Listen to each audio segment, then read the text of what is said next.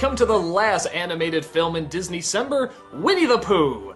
Wait, didn't we already do Winnie the Pooh? Oh, wait, no, that was the Adventures of Winnie the Pooh. This is just Winnie the Pooh. Like, what, this is his biography or something? Or is it a reboot? Like a retelling of the original movie? No, they're new stories. I guess it's just sort of continuing it, but why don't they call it More Adventures of Winnie the Pooh, or The Continuing Adventures of Winnie the Pooh, or give it a different title like they did the other Winnie the Pooh movies? I don't know. It's here, let's review it. All your favorite characters are back, including Winnie, Piglet, Owl, Tigger, the whole bunch. And much like the original film, it doesn't seem like there's one coherent story throughout the whole thing. Well, kind of, sort of, not really, yes, I don't know. Okay, let me explain. Pooh is looking for honey, big shock. And in the meantime, he finds out that Eeyore has lost his tail. Pooh tells everybody about it, and so everybody tries to get a replacement tail for him. But none of them really seem to work. So they sort of leave that story for a bit, and they go on to another story. Pooh tries to approach Christopher Robin, but he misreads a note and thinks that he's been kidnapped by a monster called the Baxen. I won't dare tell you as how they came to this conclusion because, to be very honest, it's very, very funny. So most of the movie is trying to figure out how to capture this monster called the Baxen. And that's really about it. Those are the only two stories in this movie. I mean, it's done well, I guess, but why do we spend so much time on just those two stories? The original had like a ton of stories, and that was awesome.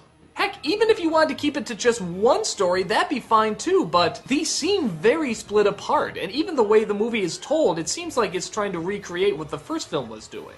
You know, a lot of fourth wall jokes with the narrator, and just sort of taking time to let the characters talk and breathe and just have moments. But what made that one work is that it had a lot of stories. This one only has two. That's very odd. When the film ended, I was shocked. I was like, really? That's it?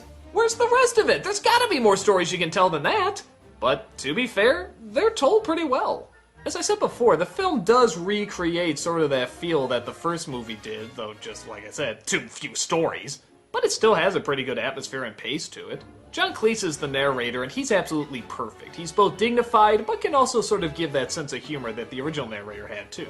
That's Craig Ferguson as the Owl, and he's a little different from the original character. He's a little bit more obsessed, a little bit more full of himself. I mean, the original Owl was kind of egotistical too, but this one seems obsessed with being right. Which I guess works okay, but I don't know, wasn't Rabbit already sort of that character? Wasn't he kind of the stick in the mud or whatever? I don't know, it works okay. The songs are really friggin' good songs. I guess it was done by the same people who did Avenue Q and Book of Mormon. In fact, one of the writers is actually the voice of Kanga. That's pretty cool.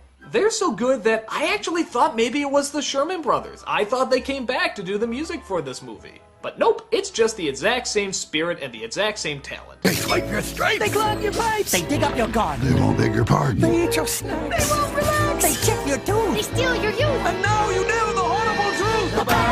The Baxen, we're afraid of the Baxen. I guess if I had to point out one other nitpick, it would be, surprisingly, the animation's a little too good. I know, I'm never satisfied, but when you look at the original Winnie the Pooh, it's just the perfect amount. It's good animation, but still a little sketchy.